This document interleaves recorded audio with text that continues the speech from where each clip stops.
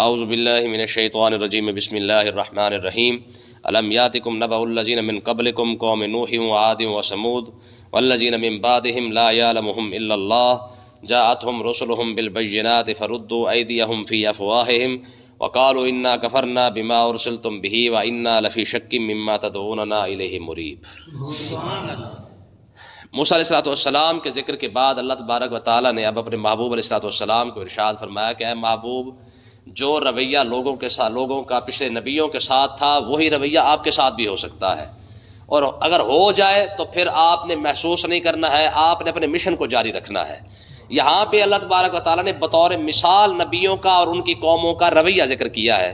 اب دیکھیں اللہ تعالیٰ نے ارشاد فرمایا الم یاتکم نبأ الذین من قبلکم، اے محبوب آپ انہیں فرمایا کہ اے مکہ والو، کیا تمہارے پاس تم سے پہلے قوموں کی خبریں نہیں آئی ہیں؟ کون سی؟ قوم نوح و عاد و ثمود، نوح علیہ السلام کی قوم اور قوم عاد اور قوم ثمود، یعنی صالح علیہ السلام کی قوم کا اور نوح علیہ السلام کی قوم کا، اور قوم عاد کے اندر کون تھے؟ ٹھیک ہے، مطلب یہ کہ یہ نبی جتنے بھی گزرے ہیں تو اللہ تعالیٰ نے ان تین قوموں کو، ہود علیہ السلام، ٹھیک ہے جی، ہود علیہ السلام، تو مطلب یہ کہ یہاں تین قوموں کو اللہ تبارک و تعالیٰ نے بطور نمونہ ارشاد فرمایا کہ تم یہ دیکھ لو کہ ہود علیہ السلام، نوح علیہ السلام، صالح علیہ السلام، یہ ساری قومیں جتنی بھی گزری ہیں، ان قوموں کے حالات، اور والذین من بعدہم، ان قوموں کے بعد جتنی قومیں آئی ہیں، لا یعلمہم الا اللہ، ان کی تعداد کو اللہ جانتا ہے۔ اس کا مطلب یہ ہے کہ صرف ان تین قومیں، یہ تو بڑی قومیں تھیں جن کو بطور مثال رکھا گیا ہے، ان کے بعد آخر 1,24,000 جو نبی آئے ہیں، اور ایک روایت کے مطابق 78 امتیں آئی ہیں۔ کتنی؟ 78 امتیں اس دنیا کے اندر، آدم علیہ السلام سے لے کر آقا علیہ السلام تک 1,24,000 نبی ہیں اور 78 امتیں آئی ہیں۔ تو کیونکہ اور ایک امت کے اندر کئی نبی آتے رہے تو اس وجہ سے تعداد زیادہ ہے نبیوں کی۔ تو اللہ تعالیٰ نے ارشاد فرمایا محبوب ان کو ذرا سمجھائے کہ تم سے پہلے اتنی امتیں گزری ہیں، یعنی 77 امتیں تم سے پہلے گزری ہیں، اور ان کا رویہ اپنے نبیوں کے ساتھ جو تھا وہ کیا تھا؟ فرمایا جاءتہم رسلہم بالبینات، فرمایا جب ان کے پاس رسول واضح نشانیاں لے کر آئے، معجزات لے کر آئے، کتابیں لے کے آئے، صحیفے لے کے آئے، جو کچھ بھی اللہ تعالیٰ نے نبیوں کو عطا فرمایا وہ اپنی قوم کے جب سامنے رکھا تو قوم نے پتہ کیا کیا؟ فردوا ایدیہم فی افواہہم، اپنے ہاتھ اپنے منہ کے ساتھ لگانے لگ گئے۔ ہم نے توبہ کرتے، ٹھیک ہے جی۔ تو یہ رویہ ان کی قوموں کا اپنے نبیوں کے ساتھ تھا۔ جب نبی نے انہیں کوئی بات سنائی تو انہوں نے کہا توبہ، اے نواں مسئلہ نکل آیا۔ آقا علیہ السلام کے دور میں بھی یہی چیزیں تھی۔ جب حضور نے یہ ارشاد فرمایا کہ مرنے کے بعد زندہ بھی ہونا ہے، تو وہ کانوں کو ہاتھ لگاتے بھی یہ بھی ممکن ہے کہ مرنے کے بعد بھی ہمیں زندہ ہونا پڑے گا، مرنے کے بعد ہمیں حساب کتاب بھی دینا پڑے گا۔ تو یہ کیسا طریقہ ہے؟ یہ کون سا اصول ہے؟ ہم تو صدیوں سے سنتے آ رہے ہیں کہ مر گئے، کھپ گئے، جان چھوٹی، ختم ہو گیا، مسئلہ ختم ہو گیا۔ لیکن یہ تو محمد عربی صلی اللہ علیہ وسلم نے ایک نیا مسئلہ کھڑا کر دیا ہے کہ لو جی تم نے یہاں پہ جو کچھ کرنا ہے وہ آگے جا کے اس کا حساب دینا پڑے گا، مرنے کے بعد تمہیں اٹھنا پڑے گا۔ تو لوگ ہمیشہ نبیوں کے ساتھ یہ رویہ رہا کہ نبی جیسے آ کر انہیں کوئی نئی شریعت کے احکامات سناتے تو پریشان ہو جاتے، ٹھیک ہے۔ اور دلیل ان کے پاس کیا تھی کہ بھائی صدیوں سے ہم کرتے آ رہے ہیں، آج تک نہ ہمیں ہمارے باپ نے بتایا، نہ دادے نے بتایا، نہ پردادے کھردادے نے بتایا، اے نواں مسئلہ انہوں نے دس دیتا ہے۔ آج بھی یہی رویہ ہے کہ جب آپ قوم کے سامنے قرآن اور حدیث کا مسئلہ رکھیں گے تو لوگوں کو بڑی حیرانگی ہوتی کہ اے نواں مسئلہ کتوں آ گیا۔ ہوتا ہے کہ نہیں ہوتا ہے؟ ٹھیک ہے جی۔ کئی عرصے تک آپ دیکھیں نا کہ لوگوں کو جب بتایا جاتا ہے نا کہ میاں یہ قبریں جو ہے وہ پکی اینٹوں کے بنانے کی ضرورت نہیں، کچی اینٹوں سے بنا، تو لوگ پریشان ہو جاتے ہیں یہ مسئلہ سن کے کہ اے ہن نواں مسئلہ کتوں نکل آیا۔ ہوتا ہے کئی بار ہوا، ٹھیک ہے جی۔ تو کہنے کا مقصد یہ ہے کہ یہ پچھلا رویہ آپ تک چلا آ رہا ہے کہ جب بھی جاءتہم رسلہم بالبینات، جب بھی ان کو رسولوں نے آ کے جیسے ان کو معجزات دکھائے، نشانیاں دکھائی، فردوا ایدیہم فی افواہہم، فرمایا کہ وہ اپنے کانوں کو ہاتھ ہی لگانے لگ گئے، ٹھیک ہے۔ اور انہوں نے آگے پتہ کیا جواب دیا؟ ذرا یہ جواب سنیں اور آج کا لہجہ دیکھیں قوم کا کہ آج کا لہجہ کیا ہے۔ وہ کہنے لگے وقالوا انا کفرنا بما ارسلتم بہ، ان سب قوموں نے کہا، کیا کہا؟ انا کفرنا بما ارسلتم بہ، کہ اے رسولو نبیو تمہیں جس چیز کے ساتھ بھی بھیجا گیا ہے، انا کفرنا، ہم اس کو نہیں مانتے، جو شریعت تم لے کے آئے ہو ہم اس کو نہیں مانتے، اور ارسلتم بہ، جس چیز کو بھی تم لائے ہو، تم قرآن لائے، تم کتاب لائے، تورات لائے، انجیل لائے، زبور لائے، صحیفے لائے، جو کچھ بھی تم لائے ہو، انا کفرنا، ہم تو اس کا انکار کرتے ہیں. ٹھیک ہے، ہمارے کھاتے یہ ہمارے وارے کھاتی ہی نہیں ہے یہ باتیں. ٹھیک ہے، اور اگلی بات انہوں نے پتہ کیا کی؟ کہنے لگی وَإِنَّا لَفِي شَكٍّ مِّمَّا تَدْعُونَنَا إِلَيْهِ مُرِيبٍ. کہنے لگے کہ جس چیز کی طرف آپ ہمیں بلا رہے ہیں ہمیں تو شک ہے کہیں یہ فراڈ ہی نہ ہو. ٹھیک ہے، ہمارے ساتھ دھوکہ تو نہیں کر رہے، ہمیں تو شک ہے بھائی اس بات کا کہ جس طرف آپ بلا رہے ہیں ہمارے باپ دادا تو پتھر کو پوجتے آ رہے ہیں، اور آپ آ کے جناب اللہ بتا رہے ہیں کہ نہیں پتھر تو خدا ہی کوئی نہیں ہے. ہمیں تو بھائی دھوکہ لگتا ہے، ہمیں فراڈ لگتا ہے. اب اندازہ کریں جب آج کے دور کے ساتھ اس بات کو ملا کے دیکھیں، جب آپ لوگوں کو آج خالص دین سنائے گے نا، لوگ آج بھی شک کے اندر پڑ جائیں گے کہ لے مولوی نمے پاسے تو نہیں لے کے جا رہے سنو. کیوں؟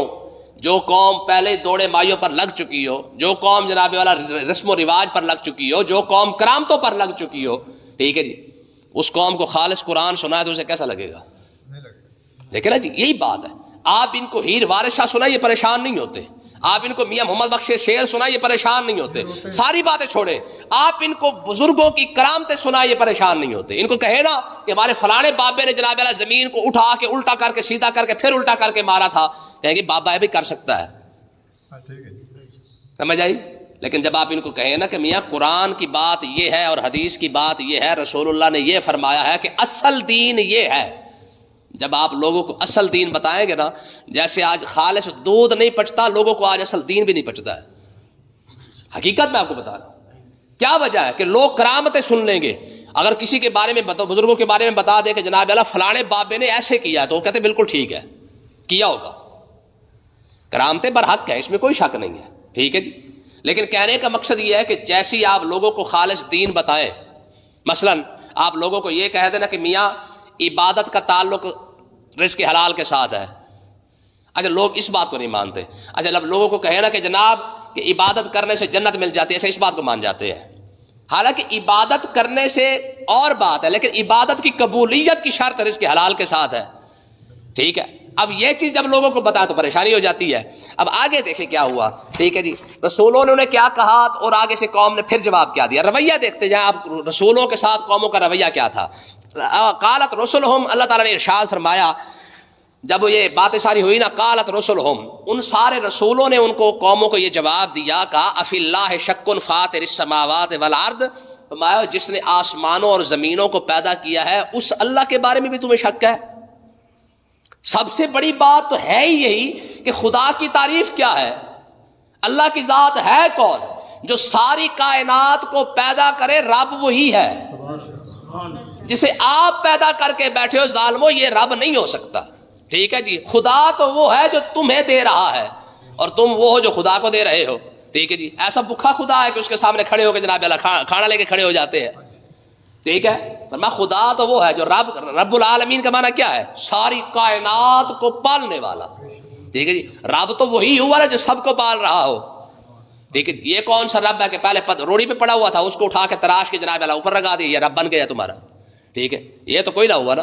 ٹھیک ہے، تو اللہ تعالیٰ نے ارشاد فرمایا کہ ان رسولوں نے ان کو کیا جواب دیا. کہنے لگے جناب اے اللہ کی شان یہ کہ اس نے زمین اور آسمان کو پیدا فرمایا ہے. اچھا آگے رب کا ایک خوبصورت بات جو نبیوں نے ارشاد فرمائی، میں یدعوکم لیغفر لکم من ذنوبکم، اے اللہ تعالیٰ تو تمہیں اس لیے اپنی بارگاہ میں بلاتا ہے لیغفر لکم من ذنوبکم، تاکہ تمہارے گناہوں کی معافی فرما دے. کوئی تما نہیں، کوئی لالچ نہیں ہے. تم اس کو سجدہ کر بھی لو کوئی فرق نہیں پڑتا ہے، تم اسے نہ کرو پھر بھی فرق نہیں پڑتا ہے. لیکن وہ تمہیں اپنے پاس کیوں بلاتا ہے؟ کیوں کہتا ہے اسلام کی طرف آ جاؤ؟ کیوں کہتا ہے میرے دین کو مان لو؟ کیوں کہتا ہے یار میرے شکر کرنا شروع کر دو؟ کیوں کہتا ہے کہ جناب اللہ مجھے ماننا شروع کر دو، میں تمہیں سب کچھ عطا فرما دوں گا؟ اسے کیا ضرورت ہے؟ ٹھیک ہے جی، لیکن یدعوکم لیغفر لکم من ذنوبکم، فرمایا تمہارا رب وہ ہے، وہ تمہیں صرف اس لیے بلا رہا ہے لیغفر لکم من ذنوبکم، تاکہ تمہاری معافی فرما دے، تمہاری گناہوں کو بخش دے. ٹھیک ہے، اس کا تو وجہ یہی ہے. وہ تو صرف اس لیے تمہیں اپنے پاس بلانا چاہتا ہے کہ میرا بندہ ہے، میں نے پیدا کیا ہے، یار کم سے کم جہنم میں نہ جائے. اس سے بڑی کوئی ہمدردی ہو سکتی ہے؟ ہر رات ہم سوئے ہوئے ہیں، ہر رات وہ تو بلا کے کہہ رہا ہے نا کہ آ جاؤ، جو کچھ لینا ہے مجھ سے مانگ لو میں دے دوں گا. وہ تو کہہ رہا ہے نا، یہ تو حدیث پاک ہے کہ ہر رات ٹھیک ہے جی، پہلے آسمان پر وہ اپنے شیان شان جو ہے وہ اپنا تشریف فرما ہو، جلوہ فرما ہو، اور اوپر سے آواز دے کے کہے اوے کس کو کیا چاہیے بتاؤ مجھے. ٹھیک ہے جی، ہے کوئی اس سے بڑی کوئی بات ہو سکتی ہے؟ اس سے بڑا کوئی پیار والا جملہ ہو سکتا ہے؟ صحت کسی نے لینی ہے تو آ جاؤ، بخشش لینی ہے تو آ جاؤ، پیسہ لینا ہے تو آ جاؤ، جو کچھ چاہیے آ گئے نا پہلے آسمان پہ، مانگ لو نا. ہم سوئے ہوئے ہیں، وہ تو دے رہا ہے. ٹھیک ہے، تو اللہ تعالیٰ نے کہ نبیوں نے فرمایا ظالمو تمہیں رب کی بارگاہ میں لانے کا کوئی لالچ نہیں، کوئی فائدہ نہیں، کوئی تما نہیں ہے، صرف مقصد کیا ہے؟ اس میں تمہارا بھلا ہو جائے گا. ٹھیک ہے جی. اور اگلی بات، صرف ایک بات یہ نہیں ہے کہ تمہارے گناہ بخش دے گا، اور اگلی بات یہ بھی ہے وَيُؤَخِّرَكُمْ إِلَىٰ أَجَلٍ مُّسَمًّى، فرمایا کہ تمہیں قیامت تک کے لیے یا تمہاری موت تک کے لیے تمہیں مہلت بھی عطا فرما دے گا. ٹھیک ہے جی. 80 سال زندگی دی نا، تو مقصد کیا تھا کہ یار 80 سال کے اندر کبھی بھی توبہ کر لے گا میں سارے معاف کر دوں گا. اتنے ٹائم تو دیا نا. حدیث پاک کے اندر آتا کہ جبریل علیہ السلام آقا علیہ السلام کی خدمت میں حاضر ہوئے اور آ کے عرض کی یا رسول اللہ اگر آپ کا امتی مہینہ بھی پہلے توبہ کر لے گا تو اللہ تعالیٰ اس کی بخشش فرما دے گا. حضور نے فرمایا جبریل مہینے کے بعد اگر پھر گناہ ہو گئے تو پھر عرض کی یا رسول اللہ رب فرما رہا ہے ہفتے بعد کر لے. تو میں ہفتے بعد کیا بنے گا؟ کہا یا رسول اللہ اسی دن کر لے. فرمایا اسی دن کیا بنے گا؟ اگر اس کے بعد جو ہے وہ پھر سویرے کی اور شام کو پھر گناہ ہو گیا تو پھر آج کی اللہ تبارک و تعالیٰ فرما رہا ہے کہ چلو کچھ نہیں تو کم سے کم مرنے سے پہلے 2 منٹ پہلے ہی کر لے. کہا مالک پھر عرض کی فرمایا اگر مرنے سے پہلے اگر اس نے توبہ نہ کی 2 منٹ کے بعد اگر اس کا ایمان چلا گیا پھر کیا بنے گا؟ یار کوئی اتنی زیادہ اس سے بڑا کوئی بات ہو سکتی ہے؟ حتیٰ کہ جبریل علیہ السلام نے عرض کی کہ یا رسول اللہ رب فرما رہا ہے کہ سانس اکھڑی ہوئی ہو بس گلے کے اندر لٹک بھی جائے اٹک بھی جائے نا اس سے پہلے توبہ کر لے رب پھر بھی قبول فرما لے. سمجھ آئی؟ آپ قرآن کا انداز پڑھ کے دیکھیں نا خدا کی قسم، حالانکہ اللہ تعالیٰ نے گناہ کو بھی، گناہ تو گناہ ہی ہے نا، لیکن قرآن مجید کے الفاظ دیکھیں فرمایا من لم یتب فاولئک هم الظالمون، فرمایا کہ گناہ کے بعد جو توبہ نہیں کرتا وہ ظالم ہے. حالانکہ ہونا چاہیے گناہ کرنے والا ظالم ہے، ہونا کیا چاہیے کہ گناہ کرنے والا ظالم ہے، لیکن رب نے گناہ گار کو نہیں بلکہ گناہ کے بعد توبہ نہ کرنے والے کو ظالم فرمایا. ہو گیا نا تو ظالم معافی بھی تو مانگ لینا، غلطی ہو گئی تو کیا ہو گیا ہے. ٹھیک ہے جی. میں نے کسی عالم سے بڑی خوبصورت بات سنی تھی، میں نے پڑھی نہیں ہے لیکن سنی تھی کہ موسیٰ علیہ السلام کی خدمت میں ایک شخص حاضر ہوا. اس نے عرض کی اے اللہ کے نبی مجھ سے نہ گناہ ہو جاتا ہے، میں توبہ کرتا ہوں پھر بھی ٹوٹ جاتی ہے. تو موسیٰ علیہ السلام نے فرمایا پھر کر لے. کہا پھر کرتا ہوں پھر بھی ٹوٹ جاتی ہے. تو آپ اللہ کی بارگاہ اقدس میں عرض کریں کہ میں توبہ کر لوں قبول ہو جائے گی، کیونکہ کرتا ہوں ٹوٹ جاتی ہے، پھر کرتا ہوں پھر توڑ دیتا ہوں. تو اللہ تبارک و تعالیٰ نے فرمایا عرض کی نا موسیٰ علیہ السلام نے کہ مالک ایسا معاملہ بھی ہے. تو اللہ نے فرمایا چلو اسے جا کے کہہ دو کہ اگر اب معاف کر دیا ہے آئندہ گناہ کیا تو پھر نہیں معاف کروں گا. اب کر دیا آئندہ گناہ کیا نا پھر نہیں معاف کروں گا. اچھا موسیٰ علیہ السلام واپس آئے، فرمایا میاں اب مہلت مل گئی ہے جا مزے کر، لیکن دوبارہ اگر غلطی کی نا تو رب نے فرمایا دوبارہ معاف نہیں کرنا. اچھا اتنی بات کی، وہ یہ بات سن کے چلا گیا. کچھ عرصے بعد پھر آ گیا، کہا جو حضور توبہ ٹوٹ گئی ہے، توبہ گناہ پھر کر بیٹھا ہوں. تو موسیٰ علیہ السلام نے پھر اللہ کی بارگاہ میں عرض کی مالک کو بندہ تو توبہ توڑ بیٹھا ہے. تو اللہ نے فرمایا اسے کہہ دو کہ اب تیری کوئی معافی نہیں ہے، اب تیری کوئی معافی نہیں ہے. اچھا اتنی بات کی تو موسیٰ علیہ السلام نے بھی آ کے ظاہر پیغام پہنچا دیا. فرمایا میاں تیری کوئی معافی شافی کوئی نہیں ہے، تو نے تماشا ہی بنایا ہوا ہے، سویرے توبہ کرتا ہے شام کو توڑ دیتا ہے، شام کو کرتا ہے سویرے توڑ دیتا ہے. ٹھیک ہے جی. توبہ تو نہیں تو تماشا لگا لیا تو نے. رب فرما رہا فرمایا جا ہم نے تجھے نہیں بخشنا ہے. اچھا اتنی بات سنی تو اس نے کہا بس رحمت ختم ہو گئی، رحمت ختم ہو گئی ہے، اتنی بات ہے. اچھا کپڑے پھاڑے اور نکل گیا. کہا اور منہ اوپر کر کے نہ کہنے لگا تو کہتا تھا کہ میری رحمت بڑی بے حساب ہے، 4 گناہ کر کے توبہ کیا توڑی ہے، تو نے تو معاف کرنا ہی چھوڑ دیا ہے. ٹھیک ہے. اچھا اتنی بات کی تو رب نے فوراً فرمایا میرے کلیم سے جا کے کہہ توبہ کرتا رہے میں تجھے معاف کرتا رہوں گا. توڑنا نہ توڑ دیا کیا ہوا، پھر لگا رہا ہے. ٹھیک ہے جی. وہ ہے نا جی کیا الفاظ ہے لا تقنطوا من رحمت اللہ ان اللہ یغفر الذنوب جميعا. فرمایا رب کی رحمت سے نا امید نہ ہو، ان اللہ یغفر الذنوب جميعا. تو جتنے گناہ بھی کر لے گا معافی مانگتا رہے یار پھر بھی خیر ہے. مصیبت یہی ہے آج کے دور کا، خدا کی قسم سب سے بڑا مسئلہ یہی ہے کہ معافی والا چکر ہی ختم ہو گیا ہے. ہم اور آج جیسے بات کر رہے تھے کہ ہماری قوم اپنے منہ سے کہتی ہے کہ سانو تو لتر پینے ہی پینے نے.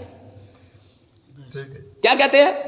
سانو تو پولے پینے نے. بھائی تو اچھی بات ہے، تجھے یہ تو پتا کہ تجھے پہنے ہیں حالانکہ رب کے ساتھ امید کتنی ہونی چاہیے؟ فرمایا ان ظن عبدی بی فیظن ما یشاء، بندہ صرف یہی سوچ کے رکھے کہ مالک تو نہیں بخشے گا تو کون بخشے گا؟ ٹھیک ہے جی، تو نہیں بخشے گا تو کون بخشے گا؟ اصل پوائنٹ. ہاں شیخ سعدی رحمۃ اللہ علیہ نے گلستان کے اندر نا بڑی بات لکھی ہے.